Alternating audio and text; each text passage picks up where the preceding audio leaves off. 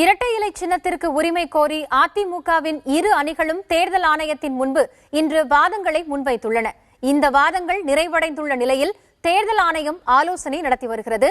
இது தொடர்பான தகவல்களை தருகிறார் செய்தியாளர் நிரஞ்சன்.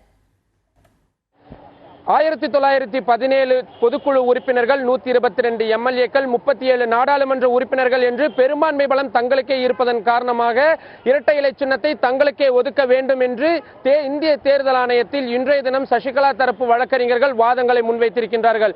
அதே வேளையில் ஒரு சிறை தண்டனை அனுபவித்து வரக்கூடிய ஒருவர் ஒரு கட்சியின், அதுவும் ஆளும் கட்சியின் பொதுச் செயலாளராக இருந்தால் அது ஆட்சியிலும் அவரது பங்காற்ற வேண்டிய ஒரு சூழ்நிலை ஏற்படும். எனவே அவரது அந்த நியமனத்தை ரத்து செய்ய வேண்டும். அது மட்டுமில்லாமல் இரட்டை இலை சின்னத்தை அவருக்கு ஒதுக்காமல் தங்கள் தரப்புக்கு ஒதுக்க வேண்டும் என்று ஓபிஎஸ் தரப்பினரும் இன்றைய தினம் வாதங்களை வைத்திருக்கின்றார்கள். ஏராளமான ஆவணங்களும் சமர்ப்பிக்கப்பட்டிருக்கின்றது.